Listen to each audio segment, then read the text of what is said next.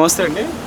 నమస్తే అండి. ఇప్పుడు నెక్స్ట్ ఎలక్షన్స్ ఉన్నాయి కాబట్టి పాలకొల్లు చుట్టుపక్కల కానీ ఏ పార్టీ గెలుస్తుంది అనుకుంటున్నారు ఈసారి?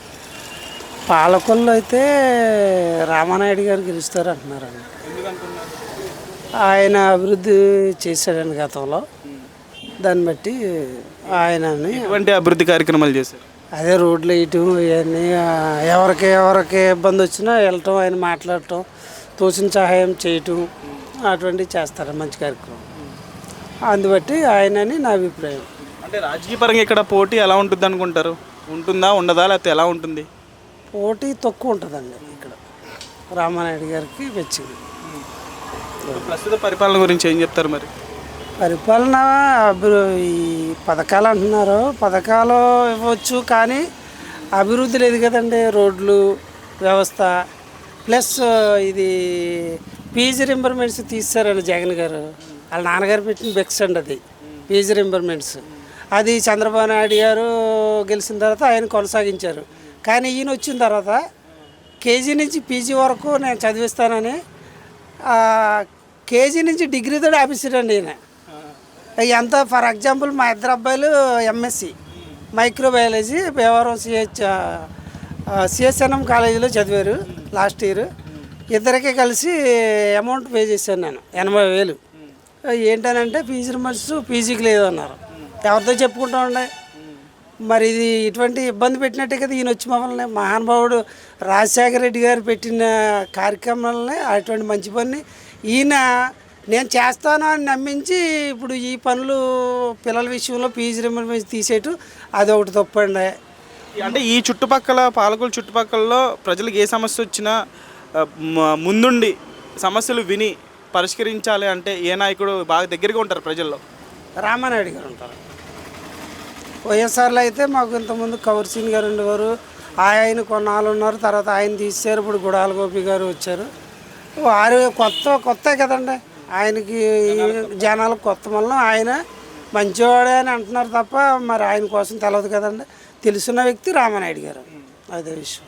ఆయన 24 గంటలు ప్రజల్లో ఉంటారు. ఎంత మెజారిటీ వస్తుంది అనుకుంటున్నారు మరి ఏ పార్టీకి? ఏమది మేము చెప్పలేమండి. అందరూ కూడా రామానాయుడు గారే గెలుస్తారంటారండి ఇక్కడ. అంతేండి. Thank you. Okay. Hi bro, చెప్పండి. నెక్స్ట్ ఎలక్షన్స్ ఉన్నాయి కాబట్టి పాలకొల్లో ఏ పార్టీ గెలుస్తుంది సార్? పాలకొల్లు అయితే తప్పనిసరిగా తెలుగుదేశమే. ఏ పార్టీ అయినా సరే ఫస్ట్ ఆఫ్ ఆల్ పార్టీ పక్కన పెట్టండి, మాకు న్యాయంగా పరిపాలించే వాళ్ళే కావాలి. తెలుగుదేశం పార్టీని నిలబడింది ఎవరంటే మాకు నిమ్మల రామానాయుడు గారు. కాబట్టి ఆయన ఏ పార్టీలో నిలబడినా మేము ఆయనకే వేస్తాం ఓటు. ఇండిపెండెంట్గా నుంచి ఆయన గెలుస్తారు. పార్టీ మాకు అనవసరం. ఎందుకంటారు? ఎందుకంటే ఆయన చేసిన ఏదైనా సరే డెవలప్మెంట్ కానీ ఏదైనా సరే ప్రస్తుతానికి మ్యాక్సిమం రోడ్డు మీద రోడ్డు వేయించారు ఆయన. నేను చిన్నూరులో చూశాను, ఆల్రెడీ నేలమట్టం అయిపోయిన రోడ్డు మీద రోడ్డు ఉంది. అసలు అయితే చెప్తున్నాను, నాదైతే ఈ నియోజకవర్గం కాదు, నాది భీమవరం. నేను పాలకొల్లు చెప్తున్నాను, నేను పాలకొల్లునే చదువుకున్నాను. ఆయన నేను ఇంటర్ నుంచి ఇక్కడ చదువుతున్నాను, అంటే 6 years అయింది. డెవలప్మెంట్ అనేది మీరు గమనించారు. ఎందుకంటే నేను జాయిన్ అయిన దగ్గర నుంచి ఆయన వచ్చారు, అంతకుముందు కూడా ఆయనే. నేను వచ్చిన 5 yearsలో చదువుకున్న 5 yearsలో చాలా డెవలప్మెంట్ చూశాను నేను ఇక్కడ. కానీ భీమవరం వెళ్ళి నేను చదవకపోయినా వెళ్ళడానికి కూడా నాకు కష్టమే, రోడ్డు బాగోదు. మా ఊరి నియోజకవర్గం భీమవరం. మా ఊరి యువతలు పాలకొల్లు నియోజకవర్గంలోకి మేము వస్తాం, మా రాయగుదురు తర్వాత. అక్కడి నుంచి అంతా బాగానే ఉంటాయి రోడ్లు, ఇటు సైడ్ బాగోవు. కానీ ఏదైనా సరే డెవలప్మెంట్ ఇక్కడే బాగుంది. మాకు పార్టీ అడిగారు కదా మీరు, తెలుగుదేశం అనే కాదు, నాయకుడు మాకు అంతే. ఇంకా నిమ్మల రామానాయుడు గారు ఇంకా అంతే ఫిక్స్. అది ఆయనే వస్తారు. పోటీ లేదంటారు ఇక్కడ? పోటీ లేదు. అందుకే మీరు ఇక్కడ గట్టిగా నిలబడిన వాళ్ళు ఎవరు ఉండరు. ఎందుకంటే మనిషి పరంగా నిమ్మల రామానాయుడు గారు వస్తారు. ఆయన పార్టీ మారినా మనం పార్టీ మారి నిలబడినా మనకు ఉంది కదా, మనకి జనాలు ఉన్నారు కదా నిలబడడానికి లేదు. ఆయనే వస్తారు. ఇంకా పార్టీ. ఎందుకు అంత అభిమానం అంటే ఏం చెప్తారు? ఎందుకు ప్రజలకి రామానాయుడు గారు అంటే ఎందుకు అభిమానం అంటారా? ఆయనకి అన్నీ తెలిసి ఏది ఎలా చేయాలో. ఎందుకంటే ఆయన చాలా ఎడ్యుకేట్. అయినా ఏ వర్క్ ఎలా చేయాలి అని ముందే ప్లాన్ చేసుకుంటారేమో. మరి నాకు తెలిసినంత వరకు ముందు ప్లాన్ చేసుకుంటారేమో. అంటే నేను గెలుస్తాను గెలవనన్నది కాదు, గెలిచినా గెలవకపోయినా నేను చెయ్యాలి అని ఆయన నాకు తెలిసినంత వరకు ప్రిపేర్ అయ్యే ఉంటారనుకుంటా. ఆయన ఓడిపోయినా సరే అన్న క్యాంటీన్ పెట్టినట్టు కానీ నుంచి తీసేసినా కావాలి, మా ప్రజలకు కావాలన్నారు, తీసేశారు కదా అని చెప్పి మేము పెట్టం భోజనం అని ఆయన ఏం చెప్పాల. దానికోసం పోరాడారు, నిరాహార దీక్ష అలాంటివి చేయడం చాలా చేశారు ఆయన. అందువల్ల ఆయన ఇంకేం చెప్తాం ఆయన గురించే చెప్పాలి, పార్టీ గురించి మాట్లాడేది లేదు. ఇంకా వ్యక్తిగతంగానే మాట్లాడతాం. ఇంకా ఎంత మెజారిటీ వస్తుంది అనుకుంటున్నారు మరి ఈసారి రామానాయుడు? అంటే అంత తెలీదు, ఓట్లు ఐడియా అంత లేదు. ఆయనే ఆయనే వస్తారు. పార్టీ తెలుగుదేశం ఇంకా ఆయన తెలుగుదేశంలో మారడు, ఎందుకంటే ఆయన మారరు, ఇంకా తెలుగుదేశం తరపున ఉండిపోతారు ఆయన. ఇంకా భారీ విజయం అంటారు. అంతే, ఇంకా మెజారిటీ వస్తుంది. ఇంకా చెప్పేదే ఉండదు. సరే వేరే వాళ్ళు నిలబడుతున్నారు కదా అపోజిషను, మనకి ఏమన్నా ఓట్లు తగ్గుతాయి అంటారా, అంతవరకు ఆలోచించే అవసరం లేదు. ఎవరు వచ్చినా మనకి ఎంత మెజారిటీ వస్తుంది, మహా అయితే కొద్దిగా తగ్గచ్చేమో, లేదా సరే ఆయన ఏ పార్టీ నిలబడినా మనకి మెజారిటీ రావచ్చేమో, అంతే. అంతే, గెలుస్తామో ఓటమి అన్నది ఉండదు, మెజారిటీ ఎక్కువ తక్కువ అంతే. Thank you. ఓకే. నమస్తే సార్. నెక్స్ట్ ఎలక్షన్స్ ఉన్నాయి కాబట్టి పాలకొల్లు లేదా పాలకొల్లు చుట్టుపక్కల గ్రామాల్లో ఈసారి ప్రజలు ఏ పార్టీని భారీ విజయం ఓటేసి భారీ విజయం అందిస్తారనుకుంటున్నారు? తెలుగుదేశం పార్టీ. ఎందుకు సార్? తెలుగుదేశం పార్టీ చేసినట్టు ఎవరు చేయలేదు కాబట్టి ఇంకేం కావాలి అంతకన్నా. అరాచకాలు లేవు, అవినీతి లేదు, అభివృద్ధి ఉంది. విజనరీ మనిషి ఉంటేనే దేశం బాగుపడుతుంది, రాష్ట్రం బాగుపడుతుంది.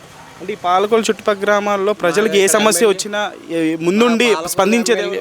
పాలకొల్లు ఎమ్మెల్యే చంద్రబాబు నాయుడు తర్వాత పాలకొల్లు ఎమ్మెల్యే నెంబర్ 1. అంత హార్డ్ వర్కర్ ఆయన. రామానాయుడు గారు ఇంకా ఆయనతో పోటీ పడే వాళ్ళు 175 మందిలో చంద్రబాబు నాయుడు ఒక్కడే పోటీ పడగలరు, ఎవరు పోటీ పడలేరు. ఆయనతో అంత హార్డ్ వర్కర్ ఆయన. అంటే ఇక్కడ రాజకీయ పరంగా మీరు చెప్పినట్టు పోటీ లేదంటారా పాలకొల్లు? అస్సలు నీళ్ళు డిపాజిట్లు కూడా రావు, బహుశా ఫ్యాన్కే డిపాజిట్లు కూడా రావు నాకు తెలిసి. నేను ఎప్పుడు 89 నుంచి చేస్తున్నాను, ఎన్టీ రామారావు దగ్గర స్టార్టింగ్ ఒకటి, అప్పటి నుంచి ఇప్పుడు వరకు వేస్తున్నాను. అది ఇంతకుముందు ఎమ్మెల్యే వరస్ట్ కానీ పాలకొల్లు 4 సార్లు చేసినాను. రామారాయుడు గారు బెస్ట్. అభివృద్ధి. ఎందుకు ఇంత అభిమానం అంటే ప్రజల్లో, ఎందుకు ఇంత ఫాలోయింగ్ అంటే ఏం చెప్తారు మీరు? హార్డ్ వర్కర్ ఎవరికైనా లైక్ చేస్తారు, ఏ డిపార్ట్మెంట్ అయినా. అది పోలీస్ డిపార్ట్మెంట్ అయినా, పోలీస్ డిపార్ట్మెంట్లో వ్యాస్ ఉన్నాడు, ఎంతమంది సివి ఆనంద్ ఉన్నాడు హైదరాబాదు. అలా వేల మంది లక్షల మంది ఉంటారు డిపార్ట్మెంట్కి. ప్రతి డిపార్ట్మెంట్కి ఒకళ్ళనే గుర్తుంచుకుంటాం. అలాగే పొలిటిక్స్ వచ్చేసరికి ఈ జనరేషన్కి బెస్ట్ వాజ్పేయి లాంటి ప్రైమ్ మినిస్టర్ మళ్ళీ ఉండరు. అదే పార్టీ నుంచి వచ్చిన మోడీ లాంటి వరస్ట్ ఉండడు, అవినీతిపరుడు, కనబడిన అవినీతి చేస్తాడు ఆయన, ఒకటిగా దోచిపెడుతున్నాడు అదానికి. వాజ్పేయి ఒక కోటి తేడాతో ప్రధానమంత్రి పదవి వదిలేశాడు, జయలలిత మోసం చేసిన సార్. అలా నిలయదీపరులు ఉన్న వాళ్ళే కావాలి. చంద్రబాబు నాయుడు కూడా అంతే హానెస్ట్గా చేస్తాడు ఆయన. ఒకవేళ ఆయన ఏమైనా అవినీతి తప్పు పట్టాలంటే ప్రజలను పట్టాలి. ప్రజలు అవినీతి పరులు అయిపోయారు కదా, 100కు 100. ఇంట్లో ఏసీ ఉన్నవాడు పెన్షన్ తీసుకుంటున్నాడు, అన్నీ తీసుకుంటున్నాడు. ఆడికి అప్పుడు అవినీతి ఎవరు ప్రోత్సహిస్తున్నారు? ప్రజలే ప్రోత్సహిస్తున్నారు. రాజకీయ నాయకులు చెడిపోయారంటే ఏమాత్రమైనా ప్రజలే కారణం, అంతేగాని రాజకీయ నాయకులు తప్పు పడ్డం లేదు. సో ఈసారి పాలకొల్లో మళ్ళీ 50,000 మెజార్టీ తక్కువ రాదు, రాసుకోండి. ఈజీగా 50,000 తక్కువ వస్తాయి. మొన్నే 20,000 వచ్చింది ఆయనకి, 50,000 పైన వస్తుంది మెజార్టీ. ఆయన అంత హార్డ్ వర్కర్. చంద్రబాబు నాయుడు తర్వాత ఈయన తర్వాత చంద్రబాబు నాయుడు. హార్డ్ వర్క్ అడుగడుగుని కనపడుతుంది పాలకొల్లో. డెవలప్మెంట్ అనేది ఇంతకన్నా బ్యూటిఫుల్గా ఎవరు చేయలేదు. పాలకొల్లు పుట్టిన తర్వాత చరిత్రలో మొత్తం పాలకొల్లు రూపురేఖలు మార్చిన వ్యక్తి ఎవరు ఉన్నారంటే నిమ్మల రామానాయుడు గారు. బెస్ట్ ఎడ్యుకేషన్లో కూడా టాప్ అయినా. అన్ని హార్డ్ వర్కర్. మున్సిపాలిటీ వాళ్ళు ఏమైనా చేయకపోతే ఈయన చేసేస్తాడు అవసరం లేదు. నేను కార్యకర్తనే కాదు, ఇది కాదు, ఓన్లీ ఎన్టీఆర్ అభిమాని. నేను ఎప్పుడు ఏ మీటింగ్ వెళ్ళింది లేదు. 83 నుంచి ఇప్పుడు వరకు తెలుగుదేశానికి వేస్తాను, ఆ ఓటు 1-2 సార్లు పోయింది. ఐఎమ్ షూర్ ఈసారి 100% 50,000 మెజార్టీ అంటే చెప్తే డ్యామ్ షూర్ అండి. 50,000 తక్కువ వస్తే మ్యానిపులేషన్ ఏమైనా జరగాలి వైసీపీ తరఫున. ఎవరో వైసీపీ క్యాండిడేట్ ఎవరో కూడా తెలియదు ఇక్కడ. ఇంకా అలాంటప్పుడు ఇంకెలా వస్తుంది? మేము ఉన్న వార్డు పాలకొల్లు మొత్తానికి సెకండ్ హైయెస్ట్ మెజార్టీ మాది 6వ వార్డు. తెలుగుదేశం సెకండ్ హైయెస్ట్ 785 వచ్చినాయి మెజార్టీ. ఇంకేం కావాలి చెప్పండి? 50,000 తక్కువ రాదు, మీరు ఎక్కడున్నా గుర్తుపెట్టుకోండి. అది ఫోన్ నెంబర్ ఇస్తాం కావాల్సి. Thank you sir. ఓకే. నమస్తే సార్. నెక్స్ట్ ఎలక్షన్స్ ఉన్నాయి కాబట్టి పాలకొల్లు ఈసారి ఏ పార్టీ గెలుస్తుంది అనుకుంటున్నాను? టీడీపీ నెగ్గుతుంది. ఎందుకు సార్? ఇక్కడ లోకల్ ఎమ్మెల్యేని బట్టి టీడీపీ ఎమ్మెల్యే నెగ్గుతాడు. మంచి వర్కరు రామానాయుడు, మంచి వర్కరు. అది పార్టీలో ఏంటంటే ఏ పార్టీ, ప్రతి పార్టీ వాడు కూడా ఆయన్ని ఇష్టపడతారు. ఎందుకనంటారు? ఆ పార్టీ ఈ పార్టీ అనేది చూడతను అందరికీ సమన్యాయం చేస్తాడు. నాకు ఇది ఆపద ఉందంటే వెంటనే ఆదుకుంటాడు. అంటే పార్టీలో సంబంధంలో వ్యక్తిగతంగా మంచి పేరు ఉంది. మంచి పేరు వ్యక్తి, మంచి వ్యక్తి పాలకొల్లు మట్టి. సో మీరు పాలకొల్లులో ఆయన రాకముందు వచ్చిన తర్వాత ఎటువంటి డెవలప్మెంట్ గమనించారు? డిఫరెన్స్ అనేది ఆయన వచ్చిన తర్వాత రోడ్లు ఏంటి, పాలకొల్లు రూపురేఖలు మారాయి. ఈ స్థానిక ఈ రోడ్డే చూసుకుంటే అతను వచ్చిన తర్వాత అతను రాకముందు చాలా దరిద్రంగా ఉండేది ఈ రోడ్డు. ఆయన వచ్చిన తర్వాత ఈ సరౌండింగ్ బస్టాండ్ ఏరియా నుంచి మరలా ఆ రౌండ్ మొత్తం అంతా కూడా అతను ఆధ్వర్యంలోనే రోడ్లు వేయటం జరిగింది. రాజకీయ పరంగా పోటీ ఏ రకంగా ఉంటుంది అనుకుంటున్నారు సార్ ఇక్కడ? ఉంటుందంటారా? రాజకీయ పరంగా పోటీ అంటే ఇక్కడ వైఎస్ఆర్ ఎవరు వస్తారనేది ఇంకా నికరమే లేదు. గోపి గారు అని కాసేపు అంటారు, మళ్ళీ వ్యక్తి మారుతాడంటారు. ఎవరు వస్తారనేది ఇంకా నికరమే లేదు. ఎవరు వచ్చినా అతని మీద ఎవరు నిలబడినా విన్ను రామానాయుడు. ఎంత మెజారిటీ వస్తుంది అనుకుంటున్నారు మరి ఈసారి ఈ అంచనా ప్రకారం? మొన్నే 18,000 ఎంతో మెజారిటీ వచ్చింది, ఇప్పుడు ఇంకా పెరుగుతుంది. అంటే జనసేనతో కలిశారు కాబట్టి ఇంకా పార్టీ పెరుగుతుంది, మెజారిటీ పెరుగుతుంది. సో ఖచ్చితంగా ఈసారి కూడా భారీ విజయం అనుకుంటున్నారు? భారీ విజయం ఈసారి కూడా ఇక్కడ భారీ విజయం వస్తుంది టీడీపీ. Thank you. ఓకే, నమస్తే సార్. నమస్తే. ఇప్పుడు నెక్స్ట్ ఎలక్షన్స్ ఉన్నాయి కాబట్టి చాలా హీట్గా ఉంది స్టేట్ ఎలక్షన్స్, ముఖ్యంగా పాలకొల్లు ఈసారి ఏ పార్టీ గెలుస్తుంది? ప్రజల యొక్క నిర్ణయం ఎలా ఉంది ఇక్కడ? పాలకొల్లు అంటే ఇక్కడ పరిస్థితులు గతంలో ఇక్కడ వైఎస్ఆర్ ఓడిపోవడంతో సరైన నియోజకవర్గ కన్వీనర్ నేయలేదు. ఇక్కడ ఒకటే లోకల్గా ఉన్న కన్వీనర్ నేస్తుంటే ఇంకో రకంగా ఉన్న ఇక్కడ పరిస్థితి. అందువల్ల గతంలో 2014 కానీ 2019 ఎలక్షన్లో కానీ రామానాయుడు గారు త్రిముఖ పోటీలో కూడా ఛాలెంజ్గా నెగ్గడం జరిగింది. ఇప్పుడు జనసేన కలిసింది కాబట్టి ఇంకా ప్లస్ అవుతుంది దానికి. త్రిముఖ పోటీలో నెగ్గాడైనా అది కమ్యూనల్ కావాలంటే ఇంకో రకంగా కావాలంటే ఏదైనప్పుడు పక్కన పెట్టినట్టయితే త్రిముఖ పోటీలో నెగ్గినవాడు ఇప్పుడు డైరెక్ట్ ఫైట్లో ఇప్పుడు కూడా ఈ పాలకొల్లు సీటు వైఎస్ఆర్సీపీకి లేదా బీజేపీ వాళ్ళకి ఎవరికనేది క్యాండిడేట్ కన్ఫామ్ లేదు. ఆల్రెడీ టీడీపీ వాళ్ళు సీట్ కన్ఫామ్ చేయడం జరిగింది. బట్ స్టేట్ వైడ్ చూసుకున్నట్లయితే స్టేట్ వైడ్ గవర్నమెంట్ అనేది వాట్ ఎవర్ మేబీ మనం చెప్పలేం.